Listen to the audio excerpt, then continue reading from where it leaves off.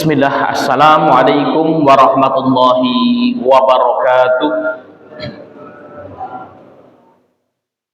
Innal hamdalillah nahmaduhu wa nasta'inuhu wa nastaghfiruh wa na'udzu billahi min shururi anfusina wa min sayyiati a'malina.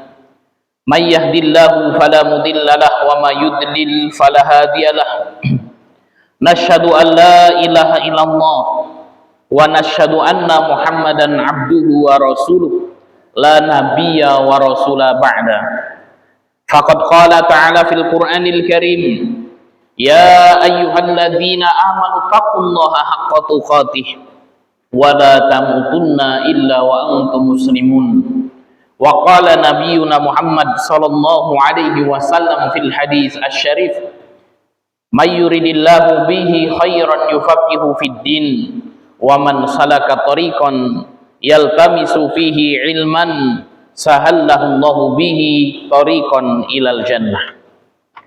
Ikhwanu fiddin, Bapak Ibu jamaah Masjid Al-Ikhlas yang dimuliakan Allah Subhanahu wa taala, puji syukur senantiasa kita haturkan atas kehadirat Allah yang telah memberikan kepada kita nikmat dan hidayahnya, baik itu nikmat iman, Islam, dan juga nikmat kesehatan, sehingga pada kesempatan pagi hari yang mulia ini Allah mudahkan kita untuk bersama-sama melaksanakan sholat subuh berjamaah di masjid yang insya Allah diberkahi oleh Allah Subhanahu wa ta'ala ini.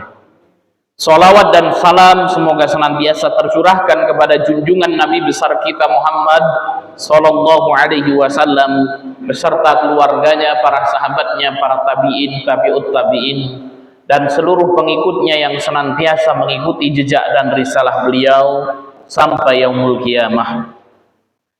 Bapak Ibu yang dimuliakan Allah Subhanahu wa taala, kita lanjutkan kajian kita kitab Zubdatul Mabadi Al-Imaniyah, inti sari akidah Islam. Pada pertemuan yang lalu kita telah memasuki bab pertama, yaitu Ma'rifatuddin, mengenal agama Islam. Kemudian kita juga sudah membahas kewajiban utama seorang hamba adalah bertauhid. Pada kesempatan pagi hari ini kita akan membahas tentang pengertian ibadah dan macam-macam ibadah. Bapak Ibu yang dimuliakan Allah Subhanahu wa taala, berbicara tentang ibadah. Ibadah merupakan sesuatu yang tidak bisa terlepas dari kehidupan kita. Bahkan Allah Subhanahu wa taala berfirman dalam surat Az-Zariyat ayat 56,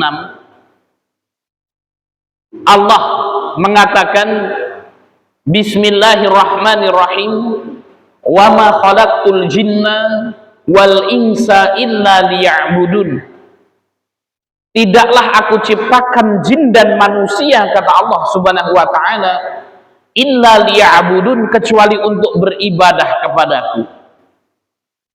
Maka tidak ada tujuan lain Allah Subhanahu wa ta'ala menciptakan kita di dunia ini, Bapak Ibu yang dimuliakan Allah Subhanahu wa ta'ala, kecuali untuk beribadah kepadanya. Maka hakikat hidup itu adalah untuk ibadah. Maka segala sesuatu yang kita lakukan harus diniatkan ibadah. Kalau ada orang hidup namun tidak diniatkan untuk ibadah, melenceng dari jalur ibadah, maka sesungguhnya orang tersebut tidak memiliki hakikat kehidupan itu sendiri. Lalu apa yang dimaksud dengan ibadah itu? Nah, ini pada kesempatan pagi hari ini akan kita bahas tentang apa sih pengertian ibadah dan apa macam-macam ibadah. Apakah ibadah itu hanya sholat saja? Apakah ibadah itu hanya zakat saja? Apakah ibadah itu hanya haji saja? Ternyata kalau kita kaji, Bapak Ibu yang dimuliakan Allah, makna ibadah itu sangatlah luas. Bukan hanya sekedar sholat, bukan hanya sekedar zakat, bukan hanya sekedar haji, bukan hanya sekedar puasa. Mari kita baca perkataan Syekh dalam kitab ini, Wal ibadatu kama qala Syafi'i hiya, yang dimaksud dengan ibadah menurut Imam Syafi'i adalah kullu mabtalallahu bihil ibad. Ya. Tadi sudah dibuka dengan basmalah belum, Pak? Belum ya? Ya, kita buka dulu dengan basmalah. Bismillahirrahmanirrahim. Ya, kita ulangi. Yang dimaksud dengan ibadah menurut Imam Syafi'i adalah kullu mabtalallahu bihil ibadah, yaitu segala sesuatu yang Allah Subhanahu wa ta'ala bebankan kepada hamba-hambanya. Jadi apa? Ibadah adalah segala sesuatu yang Allah bebankan kepada hamba-hambanya. Lah berarti kalau ibadah itu beban, Bapak Ibu yang dimuliakan Allah Subhanahu wa ta'ala, ya ibadah itu beban. Ibadah itu adalah apa? Suatu amalan yang dibebankan kepada hamba-hamba Allah Subhanahu wa ta'ala. Tapi bagi seorang yang beriman, ya, beban itu tidak menjadi beban, justru beban itu menjadi nikmat, Bapak Ibu yang dimuliakan Allah. Nanti akan kita bahas lebih panjang. Ibadah adalah segala sesuatu yang Allah bebankan kepada hamba-hambanya, wa ta'abuduhum bihi, dan ibadah dengannya seorang hamba itu beribadah. Saya ulangi lagi, jadi makna ibadah ada dua ini. Yang pertama, amalan yang dibebankan kepada seorang hamba, dan amalan tersebut atau beban tersebut menjadi ibadah hamba tersebut kepada Allah Subhanahu wa ta'ala. Min qaulin, dari perkataan, aw amalin, atau amalan, aw imsakin an muharamin, atau menahan diri dari sesuatu yang diharamkan oleh Allah Subhanahu wa ta'ala. Nah, ini ibadah. Ya. Nanti akan kita bahas contoh-contoh ibadah. Maka kita ulangi lagi, definisi ibadah menurut Imam Syafi'i, kullu mabtalallahu bihil ibadah, segala amalan yang Allah bebankan kepada hamba-hambanya, wa ta'abbuduhum bihi min qaulin aw amalin aw imsakin an muharramin, di mana amalan tersebut menjadi ibadah hamba itu, menjadi ibadahnya seorang hamba, baik berupa perkataan, perbuatan, atau menahan diri dari yang diharamkan Allah. Contohnya, Bapak Ibu yang dimuliakan Allah, saya akan berikan contoh yang ringan dulu. Sholat itu ibadah apa bukan, Bu? Ibadah. Sholat itu perkataan atau perbuatan? Ya perkataan, ya perbuatan, kan gitu ya. Sholat itu ya perkataan, ya perbuatan. Kita katakan perkataan, ada takbiratul ihram, ada bacaan Fatihah, ada gerakan-gerakan, kan gitu ya. Maka sholat adalah perkataan dan perbuatan. Nah, sholat itu dibebankan enggak oleh Allah kepada hambanya? Dibebankan. Ada sholat wajib, yaitu 5 waktu. Sholat subuh, sholat duhur, sholat asar, sholat maghrib, sholat isya. Sholat itu Allah bebankan kepada hamba-hambanya, diwajibkan kepada hamba-hambanya. Maka inilah makna kullu mabtalallahu bihil ibadah. Ibadah itu adalah segala amalan yang Allah wajibkan, yang Allah bebankan kepada hamba-hambanya, seperti Allah mewajibkan, Allah memerintahkan, Allah membebankan sholat 5 waktu kepada hamba-hambanya. Wa ta'abuduhum bihi, dan amalan tersebut menjadi peribadatan hambanya Allah itu. Maka sholat itu menjadi ibadah kita, ya. Maka kalau ada Pak Haji Ahsan pergi ke musolanya itu waktu maghrib, ditanya Pak Haji, ngopo maghrib ini pakonan musola barang, kan gitu ya. Maka Pak Haji mengatakan, loh ini kewajiban, sholat maghrib ini wajib Pak Ustaz.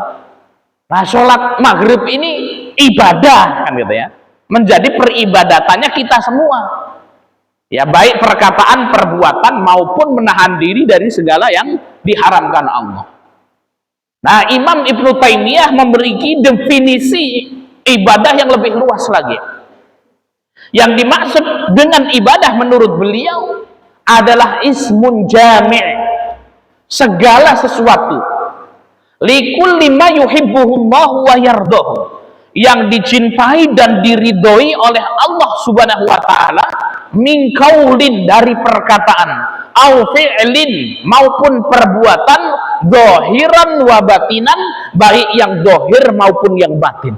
Nah, ini jadi maknanya luas sekali Bapak Ibu yang dimuliakan Allah Subhanahu wa taala. Ibadah itu maknanya luas, yaitu segala sesuatu yang Allah cintai, yang Allah ridhoi, baik perkataan maupun perbuatan, yang zahir maupun yang batin, ya. Jadi kalau orang infak itu dicintai enggak sama Allah itu? Infak itu dicintai Allah, diridhoi Allah. Orang infak 1.000 rupiah dimasukin ganjelang itu, walaupun sembunyi-sembunyi, itu adalah amal yang diridhoi dan dicintai Allah, maka ini ibadah. Wong bojo, ini dicintai Gusti Allah, mata boten Mbak, ini orang nikah itu, wah dicintai Gusti Allah. Kata Rasul, an-nikahu sunnati, nikah itu sunnahku, kata Kanjeng Nabi. Faman raghiba an sunnati falaisa minni, siapa yang tidak senang dengan sunnahku bukan termasuk golonganku. Maka orang nikah, Bapak Ibu yang dimuliakan Allah Subhanahu wa taala, menikah itu adalah ibadah. Menikah itu dapat pahala, ya. Maka disebutkan an-nikahu nisfuddin, menikah itu adalah apa? Setengah dari agama, ya. Apabila salah seorang kalian sudah menikah, falyattaqillaha fi nisfil baqi, maka bertakwalah kepada Allah Subhanahu wa taala di setengah agama yang lain, ya. Makanya walaupun bojone judes kan gitu ya, tetap bersyukur kuwi ngibadah Pak kan gitu ya. Ya, tiap dino diseneni kan gitu ya. Ya. Nah, ini nek wong wedok kan ngono, Pak. Nah, ana wong wedok salah nek diseneni malah bales nyeneni kan gitu ya. Nah, itu. Nah, maka kalau urusan sama perempuan itu kaedahnya satu, ya, pokoknya nek wong wedok kuwi kabehane bener. Nah, itu. Ya. Walaupun dhewe sing bener, sing wedok sing salah ya, Pak. Wah, iki nek disalahke ora gelem, ujung-ujunge sing lanang meneh minta maaf kan gitu ya. Nah, itu juga ngibadah. Ya, itu juga ngibadah. Nyenengkan istri itu ibadah apa boten? Oh, ibadah. Ya, jadi apa? Menyenangkan istri itu juga bisa mendatangkan pahala. Ya. Pahala dengan modal duit atau pahala dengan tidak bermodal duit. Nah, itu Pak. Ya, jadi istri itu, ibu-ibu yang di belakang itu bisa mendatangkan pahala bagi yang laki-laki. Ya, dengan yang bermodal duit, contohnya bagaimana? Yaitu diwehi duit, lagi wehi duit istri kan. Ngajak blonjo istri ning PB swalayan, bojone seneng, lagi sing lanang oleh pahala. Bisa juga mendapatkan pahala tanpa bermodal duit. Nah, sing lanang diomeli karo bojone. Pak jenengan iki ngene. Sing lanang sabar. Nah, ini kesabarannya ini, Pak, itu bisa mendatangkan pahala. Kan gitu. Nah, maka ada kiai itu ya milih seneng diseneni bojone daripada nguwehi duit karo bojone, Pak. Kan gitu. Lah kok ngono kan gitu. Nek nguwehi duit karo bojone oleh pahala ning nggo modal. Nek diamuk karo bojone oleh pahala tanpa mengeluarkan duit. Nah, itu. Ya sabar aja, yang penting sabar ya, ini oleh pahala. Nah, ini adalah makna ibadah, ismun jami' likulli ma yuhibbuhullahu wa yardahu, ya, min aqwalil wal af'alil dhahirah wal batinah.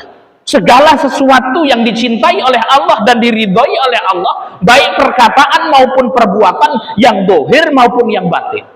Nah, tapi nanti jangan dijadikan dalil ya, Pak Haji ya. Mulai sesuk aku rarik duwe duit bojoku. Men ngamuk-ngamuk kok nek diseneni aku sing sabar men oleh pahala ya. Ya dosa juga gitu ya. Maka tetap ya. Baik, Bapak Ibu yang dimuliakan Allah Subhanahu wa taala. Kita katakan tadi, jadi ibadah itu bukan hanya sholat saja. Ibadah itu bukan hanya puasa saja. Akan tetapi banyak sekali ada yang namanya ibadah fi'li, ibadah dengan perbuatan. Ada yang namanya ibadah qauli, ibadah dengan perkataan. Ada yang namanya ibadatul qalbi, ibadah dengan hati. Jadi apa? Ibadah ada 3 itu, Pak. Ya, ibadah dengan perkataan. Contohnya apa? Kita berzikir, subhanallah, alhamdulillah. Kita baca Quran, itu ibadah qauli, ibadah dengan perkataan. Kemudian ibadah amali, ibadah dengan perbuatan. Puasa, itu ibadah amali. Haji, umrah, itu ibadah amali. Kita tawaf keliling Ka'bah, sa'i dari Safa ke Marwah, itu adalah ibadah amali. Ya. Kemudian ibadah qalbi, seperti apa? Tawakal, khusyuk. Nah, ini nanti akan kita bahas. Dan sholat, Bapak Ibu yang dimuliakan Allah Subhanahu wa ta'ala, sholat itu mengumpulkan 3-tiganya. Di dalam sholat kita itu terkumpul ibadah qauli, takbiratul ihram, Allahu akbar, itu ibadah qauli. Kemudian ada ibadah fi'li, rukuk, sujud, itu ibadah fi'li. Kemudian sholat itu juga harus khusyuk. Nah, khusyuk itu adalah ibadah qalbi. Maka sholat ini, Bapak Ibu yang dimuliakan Allah Subhanahu wa ta'ala, ibadah yang sangat keren. Ya, kenapa? Terkumpul 3-tiganya dalam sholat ini. Ya, terkumpul 3-tiganya. Dan sholat ini, Bapak Ibu yang dimuliakan Allah Subhanahu wa ta'ala, ibadah banyak malaikat. Jadi malaikat itu ada yang ibadahnya rukuk saja, sudah, Pak. Ya, selama-lamanya rukuk, Pak. Ana malaikat sing sujud, Pak, kan gitu. Nah, tapi sholat ini ya kita rukuk, kita sujud, maka luar biasa ibadah sholat ini. Ya. Dan saya menyebutkan di sini macam-macam ibadah, minha. Ya. Ini macam-macam ibadah. Di antaranya yang pertama ad-du'a'u, yaitu doa. Jadi doa itu, Bapak Ibu yang dimuliakan Allah Subhanahu wa ta'ala, adalah ibadah kepada Allah Subhanahu wa ta'ala. Apa sih yang dimaksud dengan doa? Doa adalah meminta, memohon. Jadi doa itu meminta, memohon kepada Allah Subhanahu wa ta'ala.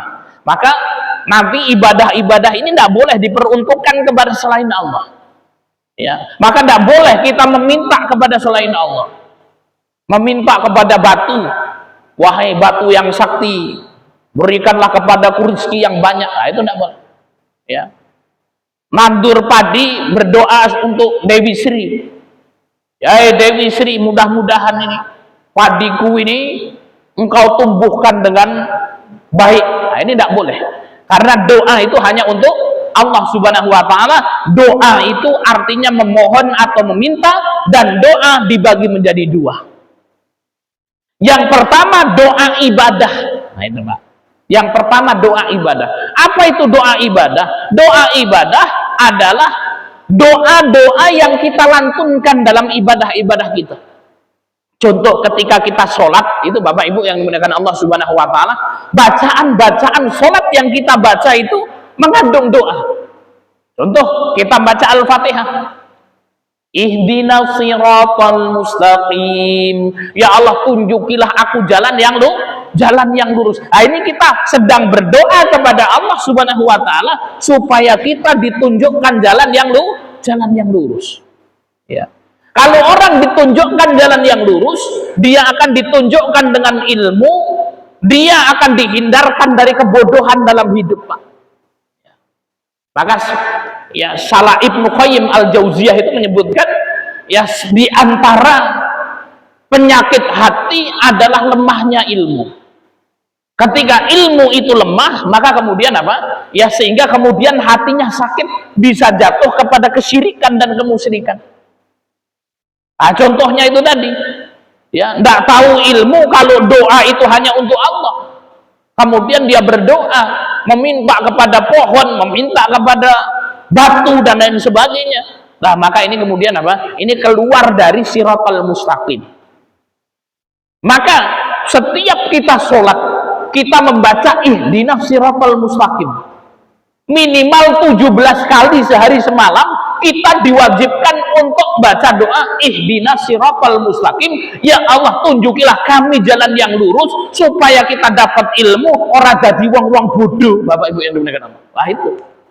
Nah, maka seorang muslim itu ketika kita membaca ihdinas siratal mustaqim, ya harus rajin ngaji supaya ditunjukkan itu jalan yang lurus itu. Maka Rasul bersabda, mayuridillahu bihi khairan yufaqihu fiddin. Barang siapa yang Allah tunjuki kepadanya kebaikan, yufaqihu fiddin, Allah akan pahamkan orang tersebut terhadap perkara agamanya. Dan tidak mungkin orang paham perkara agama tanpa ngaji, Bapak Ibu yang dimuliakan Allah. Maka sinau ngaji, hadir ke majelis-majelis taklim itu dalam rangka mendapatkan siratal mustaqim ini. Ya. Kemudian kita duduk di antara dua sujud, baca Allahumma gfirli, ya Allah ampunilah kami. Maka rangkaian-rangkaian ibadah yang Allah wajibkan kepada kita isinya adalah doa, dan ini namanya doa ibadah. Ya, kenapa? Ya pokoknya kalau pas kita ngibadah kita baca doa itu. Ya, itu doa ibadah. Contoh orang ketika tawaf, ya, maka ya dianjurkan membaca doa Rabbana atina fid dunya hasanah wa fil akhirati hasanah wa qina adzabannar. Nah, ini doa ibadah. Kemudian yang kedua, doa masalah. Nah, ini doa masalah. Apa itu doa masalah? Doa masalah, Bapak Ibu yang dimuliakan Allah Subhanahu wa taala, ketika kita butuh Allah, kita berdoa, ini namanya doa masalah. Ya. Ini namanya doa masalah. Oh, ada orang sakit. Ya, enggak sembuh-sembuh, maka kemudian berdoa, ya Allah, mudah-mudahan ya Allah segera angkat penyakitku ya Allah. Ini doa masalah. Ya. Orang mau nikah, ngelamar ditolak, sampai 10 kali ditolak terus. Akhirnya dongo karo Gusti Allah. Ya Allah, mudah-mudahan iki sing ke-11 iki diterima ya Allah. Nah, ini namanya doa masalah. Bapak-bapak bojo wis oleh bojo siji judes ra karu-karuan, mangane akeh, ireng jemburis kan gitu ya. Mentek-entek kan gitu. Ya. Bismillah ya Allah, aku arek golek meneh sing keluru. Nah, sing luweh kuru kan gitu ya. Sing luweh ayu, sing luweh sholehah. Nah, itu. Donga karo Gusti Allah. Ini namanya doa apa, Pak? Masalah, ya. Karena dapat masalah itu kemudian berdoa kepada Allah Subhanahu wa taala. Nandur pari, garing pari ini Pak, kan gitu ya. Orang udan-udan kan gitu ya. Sholat istiqomah, dongo bar sholat. Ini namanya doa masalah. Ya. Banyune sudah entek Pak Ustaz, kan gitu ya. Nah, ini maka kemudian berdoa kepada Allah, ini namanya doa masalah. Doa yang pertama, Bapak Ibu yang dimuliakan Allah Subhanahu wa taala, disebutkan ya oleh Rasul sallallahu alaihi wasallam, ad-du'a ummul ibadah, doa itu intinya ibadah. Ya, doa itu intinya ibadah, Pak. Maka dalam surat Al-Fatihah ya, Pak, berapa kali kita berdoa kepada Allah Subhanahu wa taala? Iyyaka na'budu wa iyyaka nasta'in. Ya Allah, hanya kepadamu ya Allah kami menyembah, dan hanya kepadamu kami mohon pertolongan. Ya. Kami mohon pertolongan. Jadi apa? Kita kalau ada masalah berdoanya kepada Allah Subhanahu wa taala. Nah, ini doa. Ya. Bahkan Bapak Ibu yang dimuliakan Allah Subhanahu wa taala, orang yang tidak mau dongo karo Gusti Allah itu disebut orang yang sombong. Ya. Maka tidak ada nabi-nabi dan rasul itu bisa menjadi hebat kecuali dekengannya pusat kan gitu loh. Ya, kenapa? Dongo ini kan njaluk dekengan pusat kan. Ya. Sehingga kemudian apa? Mendapatkan pertolongan dari Allah Subhanahu wa taala. Ini doa. Ya. Nah, kemudian yang kedua, Bapak Ibu yang dimuliakan Allah Subhanahu wa taala, khauf. Nah, ini khauf ini juga termasuk ibadah. Apa itu khauf? Khauf adalah takut terhadap kebinasaan atau bahaya yang akan menimpa dirinya. Nah, ini khauf, ya. Nah, khauf ini dibagi menjadi dua. Ya, ada dua jenis khauf. Yang pertama khauf tabi'i, yang kedua khauf ibadah. Takut Pak, wedi ku yang ibadah. Loh, berarti orang oleh wedi Pak Ustaz. Ya, maka kita bagi itu tadi. Ya. Ana Pak Haji Sur lewat ning dalan ketemu ulo kobra, wedi kan gitu. Waduh, ya wedi aku. Ana Pak Haji Hasan teko. Ah, Pak Haji Sur ora sak wedi. Wedi karo ulo iki kok tadi syirik. Nah, itu bagaimana itu hukum kan gitu. Ya. Oh, nah, maka takut itu adalah bagian dari ibadah. Khauf dibagi menjadi dua, khauf tabi'i. Khauf tabi'i ini adalah khauf yang menjadi tabiat manusia, Pak. Contoh wedi karo ula kan gitu ya itu. Ya, wedi karo coro. Nah, ini kan ono wong sing ora wedi karo ula weruh coro wedi, Pak kan gitu. Nah, itu khauf tabi'i. Takut dengan api, nah itu khauf tabi'i. Ya, takut dengan api itu khauf tabi'i. Nah, kemudian yang kedua khauf ibadah. Takut dengan Allah Subhanahu wa taala. Wah, ini apa? Khauf ibadah. Ya, ini khauf ibadah. Ya. Maka kemudian apa? Kalau ada orang ya kemudian apa? Wedi. Ayo, Mas, kerja. Atau diterima kerja ning adoh. Kerjanane adoh. Ning ndi misale daftar PNS ya diterima ning Rawajitu misalnya. Atau diterima di tempat yang jauh. Ya, di Mesuji misalnya. Nah, nanti kalau ke sana itu ngantornya harus naik motor kan gitu ya. Datang ke sana nanti balik lagi. Akhirnya diterima itu kerja di sana. Tapi ngomong waduh Mas lah. Wedi aku nek adoh-adoh rono. Lah ngapa kok wedi? Lah engko iki mobile gede-gede nek kono kowe, ya. Aku nek keserempet mobil iku nek mati kepiye? Nah, itu. Atau kok wedi nek dirampok ning dalan. Nah, ini syirik atau tidak ini, Pak? Ini khauf ibadah apa khauf tabi'i ini? Ayo. Wedi ndak? Arek tuku mie ayam, ambian kan dalan gini kan rawan toh Pak. Ya, pernah kita itu waktu tinggal di pondok itu mau nge-grab, nah, itu nge-grab panganan kan, bengi-bengi kan Pak. Ah, dibatalke kan gitu. Wah Mas, nek mlebu rono kae iki ngeri Mas kan gitu.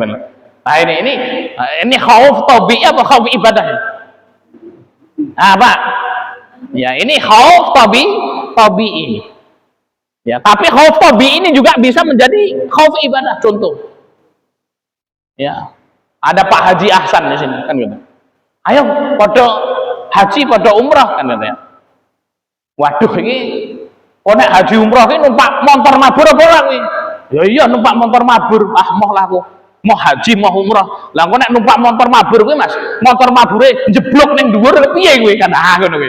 Akhirnya orang sido haji, orang sido umrah. Nah, ini khauf tabi'i apa khauf ibadah Pak Darto ini? Akhirnya apa? Emoh nek munggah haji, emoh nek umrah, wedi numpak motor mabur, ndak motor mabure jeblok ning dhuwur. Nah, ini khauf apa Pak ini? Tabi'i apa ibadah? Wah, ini khaufnya bisa masuk khauf ibadah. Kenapa menghalangi seseorang itu? Mas aku nek subuh ki wis ora nang masjid kok Mas. Lah ngapa peteng nang masjid ku wedi? Ha iki khauf apa iki, Pak?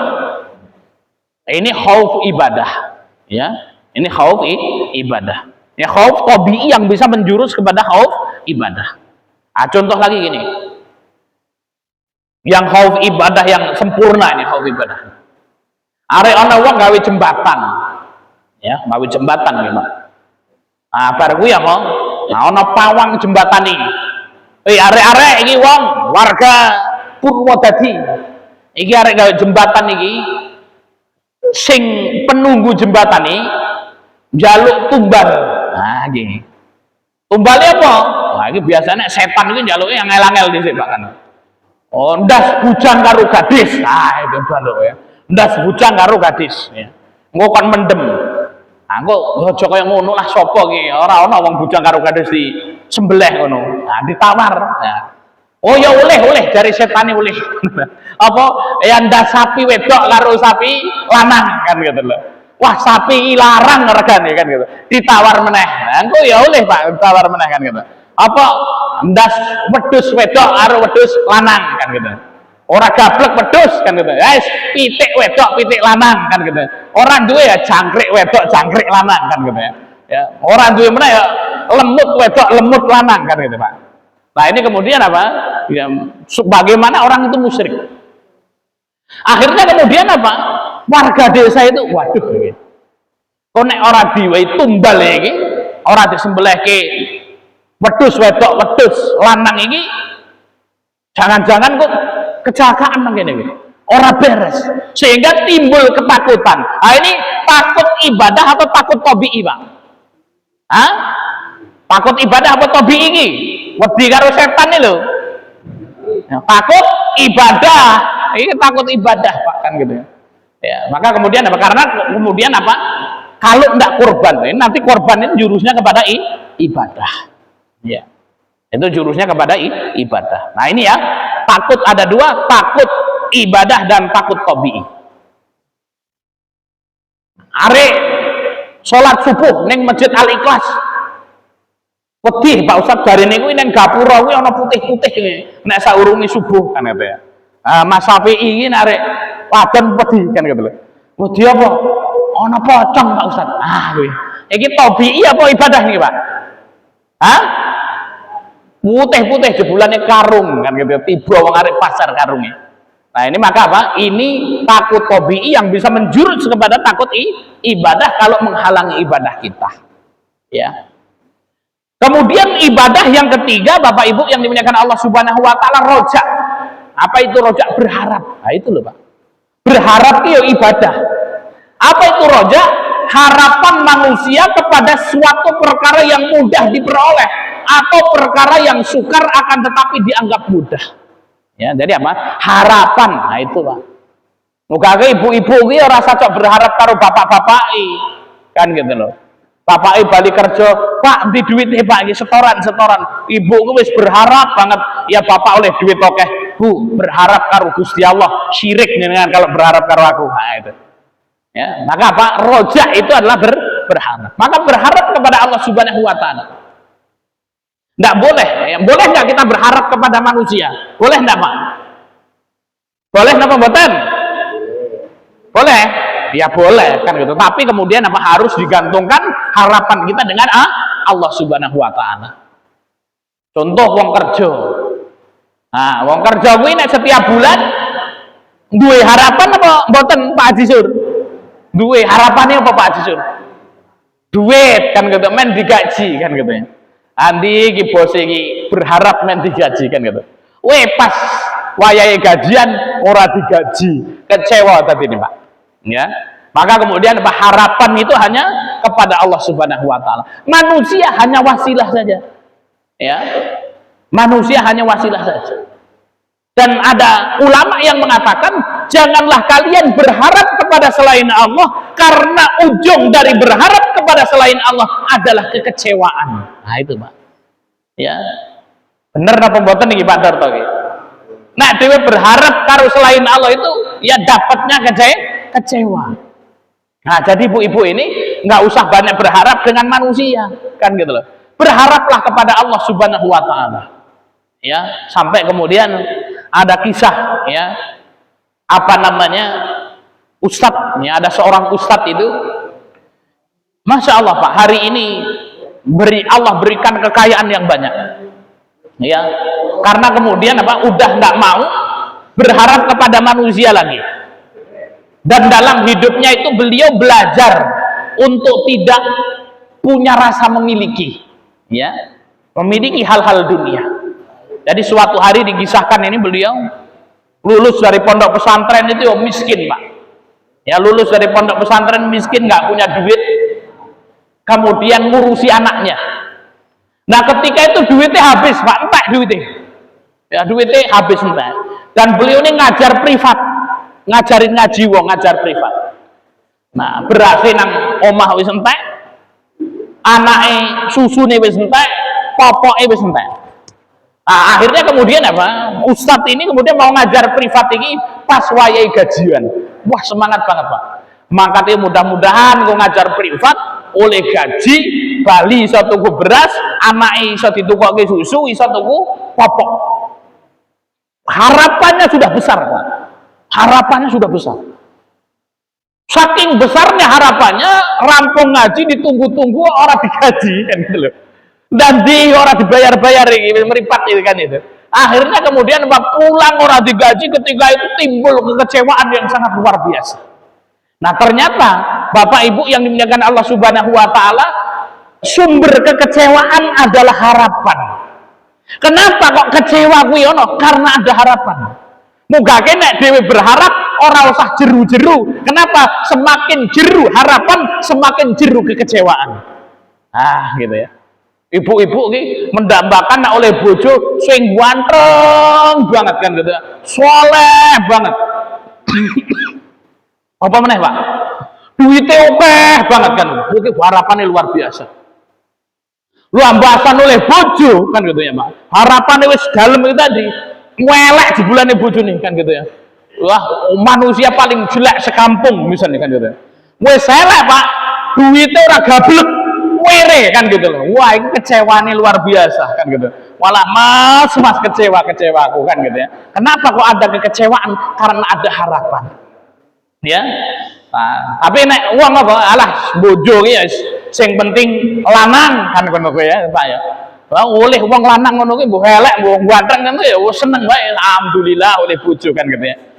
Sing penting bojo karo kriteria bojone kok apa? Wah, sing penting wedok Pak Ustaz. Ya ora ayu-ayu banget ning ora elek-elek kaya sapi Pak Ustaz kan gitu wis. Nah, maka kemudian apa ya sudah Pak. Ya, maka ini perlu dicatat ini. Maka dalam hidup ini boleh kita berharap tapi berharap kepada Allah Subhanahu wa taala.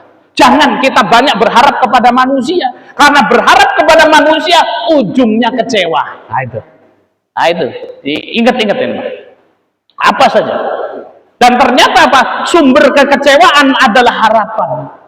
Kenapa manusia kecewa? Karena dia berharap. Contoh, bapak-bapak ini. Ya, bismillah, aku arek ngaji ning Masjid Al-Ikhlas. Iki oleh apa iki? Tak buka sik iki. Oh, sego karo pitik goreng kan katanya. Wah, iki ana Pak Haji. Bismillah lah. Aku sesuk-isuk arek ngaji nang Al-Ikhlas. Kenapa? Sesuk Mas Didik wayahe bagi pitik goreng. Bismillah.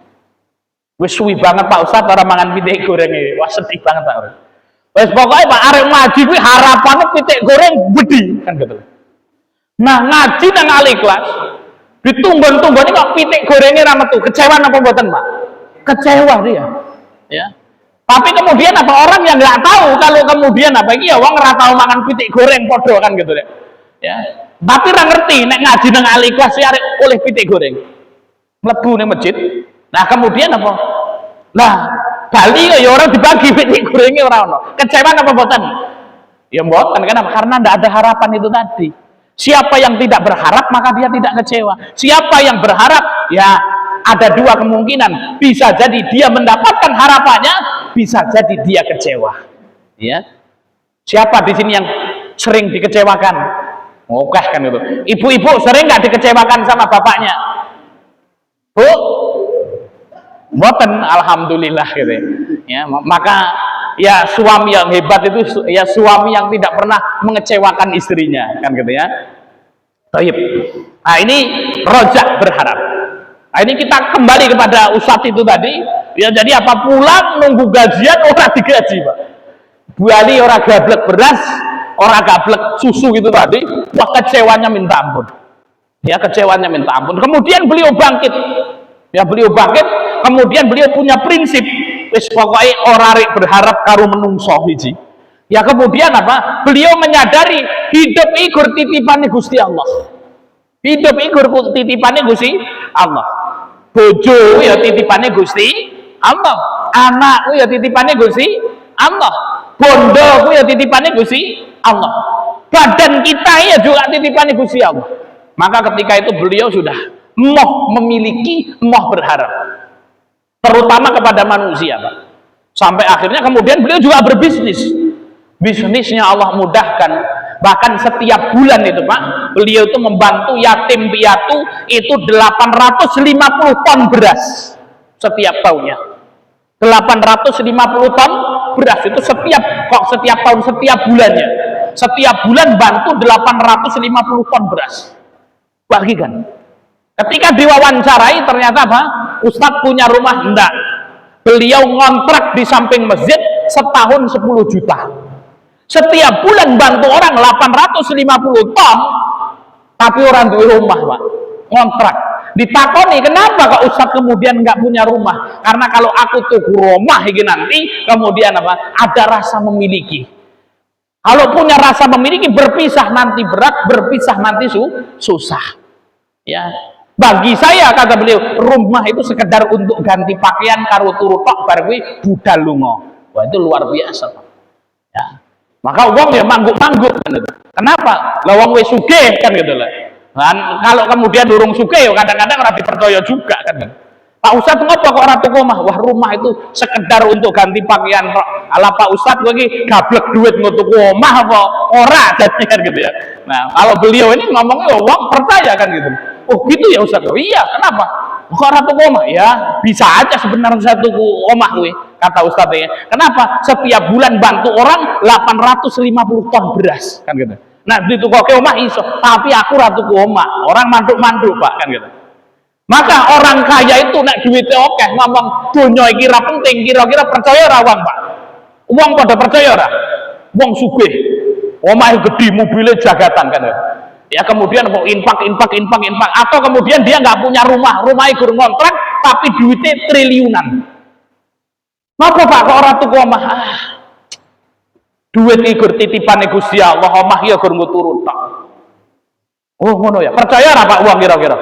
Percaya. Tapi nek wong ra duwe omah ra gablek duit ditakoni. Ngapa kok ora tuku omah Pak Ustaz? Omah iki nggo ganti Pak, iki nggo turu Pak kowe kan. Wong nah iki temenan apa ora iki gitu ya. Paling iki gur ngeles tok kowe kan gitu ya. Nah itu. Tapi Bapak Ibu yang dimuliakan Allah Subhanahu wa taala, ini rojak ya. Kemudian ibadah yang keempat tawakal. Nah ini tawakal. Apa itu tawakal? Yaitu menggantungkan diri kepada sesuatu, menggantungkan diri kepada Allah Subhanahu wa taala sebagai pemberi kecukupan dalam mendatangkan manfaat dan mendatangkan mudarat. Nah, ini tawakal. Jadi tawakal itu menyandarkan diri kita kepada Allah. Ini tawakal. Maka dalam hadis itu Rasul bersabda seperti ini. Lau annakum tatawakkaluna 'ala Allahi haqqa tawakkulih. Lau annakum, seandainya kalian wahai manusia betul-betul bertawakal kepada Allah Subhanahu wa taala dengan sebenar-benarnya tawakal, ya. La razaqakum, niscaya aku akan berikan rizki kepada kalian kama yarzuqu thair, sebagaimana Allah memberikan rizki kepada seekor burung. Masyaallah. Taghdu himasan wa taruhu bitana. Burung itu, kata Kanjeng Rasul, pergi di pagi hari dalam kondisi lapar, dalam kondisi ngelih, dan kembali pada sore hari dalam kondisi kenyang, Pak. Ini kalau kita tawakal kepada Allah dalam masalah rizki ini, Pak, maka Allah Subhanahu wa taala itu apa? Akan memberikan rizki kepada kita sebagaimana Allah memberikan rizki kepada seekor burung ini. Ya. Nah, ini tawakal. Ya. Maka ada seorang ustadz itu yang tadinya orientasinya mengejar dunia. Wes pokoknya bisnis, niatnya dunia. Dan mindsetnya memang kemudian mendapatkan dunia, Pak. Wah, nggak sugih-sugih, nggak sukses-sukses. Ya. Habis itu dirubah mindsetnya. Dan bagi beliau mengatakan apa? Mengejar dunia itu seperti mengejar bayangan. Ya Pak, mengejar dunia itu seperti mengejar bayangan. Nah, contoh kalau matahari mau tenggelam dari arah barat, matahari ini ning barat, di barat. Kemudian kita berdiri, bayangannya ada di barat atau di timur?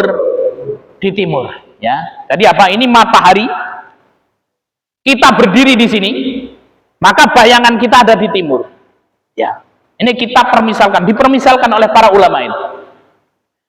Dunia itu Bapak Ibu seperti bayangan ini. Seperti bayangan ini. Kalau kemudian apa? Orang berdiri di sini, bayangannya di sebelah timur, dikejar bayangan itu, kira-kira ketangkep napa mboten Pak Darto? Ndak akan. Sampai ujung timur kan gitu ya.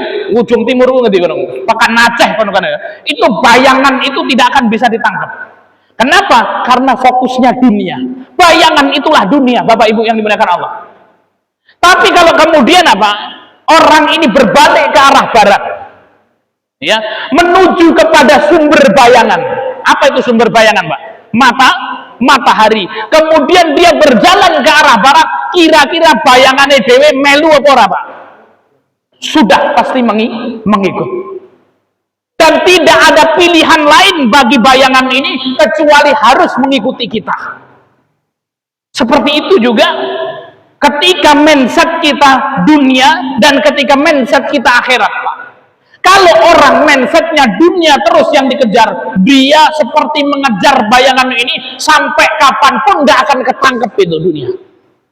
Tapi kalau niatnya dirubah, ya Allah, bismillah, saya ingin mendekat kepada sumber yang menjadikan bayangan itu ada, yaitu matahari. Saya ingin mendekat kepada matahari itu, maka tidak ada pilihan lain, dunia akan mengejar kita. Walaupun kita lari sekenceng-kenceng apapun, itu ya bayangan kita Pak, akan terbirit-birit mengejar kita. Dan tidak ada pilihan lain. Dan tidak bisa mengelak, ya wis lah. Bayangan nih ngomong kan, ya wis lah rapopo ya Allah. Ki wonge rono tapi aku bayangannya tak rono. Enggak ada pilihan lain, Pak. Sudah pasti ngikutin kita. Begitu juga dengan mindset akhirat kita, ketika kita berbisnis, ketika kita bekerja, kemudian kita luruskan niat kita. Kita arahkan, ya Allah, saya mencari rizki tak dekat kepada sang pemberi rizki. Siapa sing duwe rizki, Pak? Gusti Allah.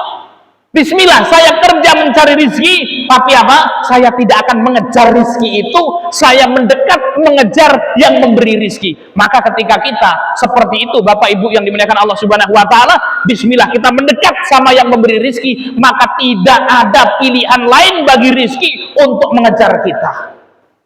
Ya, Allah akan mudahkan. Ya, sehingga kemudian apa disebutkan dalam hadis itu, Pak? Filosofi ini ada hadisnya. Kata Rasul sallallahu alaihi wasallam, "Man kanat himmatuhu dunya." Barang siapa orang yang himmahnya, yang orientasinya kepada dunia, ngejar bayangan itu, Pak. Maka kita sekali lagi wong ngejar duniawi, ngejar bayangan ra ono empeke, sampai mati Anda tidak akan mendapatkan dunia itu. Dan Rasul ngendika dawuh, barang siapa yang niatnya dunia, ngejar dunia itu tadi, maka yang pertama balasannya, kata baginda Muhammad SAW, farraqallahu alaihi amrahu, Allah akan ya cerai beraikan urusannya. Itu satu.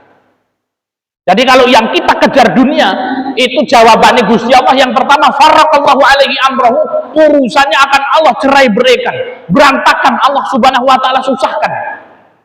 Ya. Kemudian yang kedua, wa ja'ala faqrahu baina ainaihi, dijadikan kemiskinan itu di depan matanya.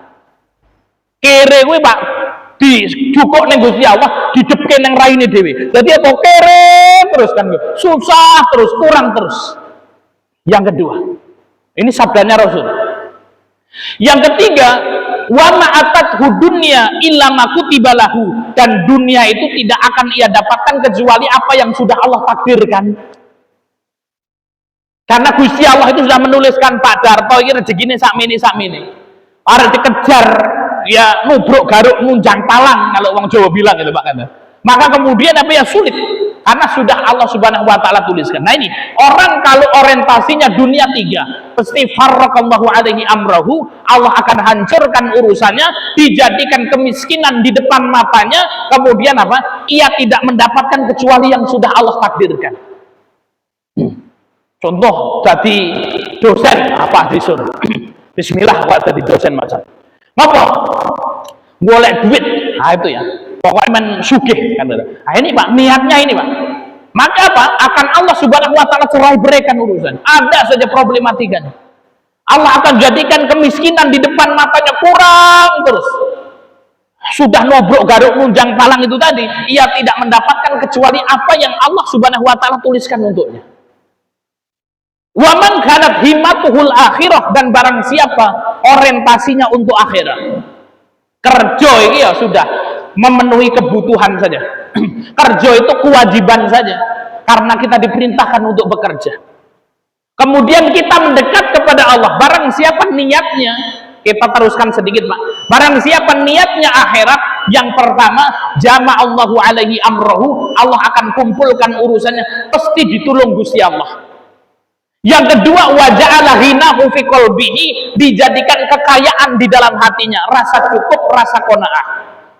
Kemudian apa? Yang ketiga, wa ma'atat dunya illa fahiya rahimah, dan dunia pasti akan mendatanginya dalam kondisi hina. Oleh karena itu Bapak Ibu yang dimuliakan Allah, mari kita luruskan niat kita, hidup kita untuk beribadah kepada Allah Subhanahu wa taala. Kita bekerja boleh, tapi kita niatkan kerja kita untuk Allah Subhanahu wa taala. Ikhlas karena Allah, niatnya benar. Kalau kita dapat duit, kita jadikan duit kita sebagai wasilah untuk membeli surganya Allah Subhanahu wa taala. Insya Allah ketika niat kita ikhlas karena Allah, kita akan berada di atas jalan yang benar.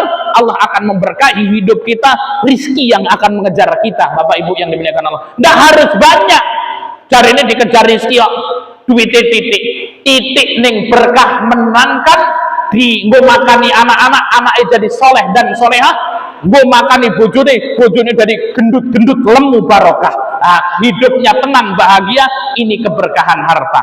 Demikian Bapak Ibu yang dimuliakan Allah Subhanahu wa taala, demikian yang bisa kita sampaikan. Jika ada kurang dan lebihnya saya mohon maaf, dan kepada Allah saya mohon ampun. Kita tutup dengan lafaz hamdalah dan doa kafaratul majlis. Alhamdulillahirabbil alamin, subhanakallahumma wa bihamdika asyhadu an la ilaha illa anta astaghfiruka wa atubu ilaik. Wal akhir wassalamu alaikum warahmatullahi wabarakatuh.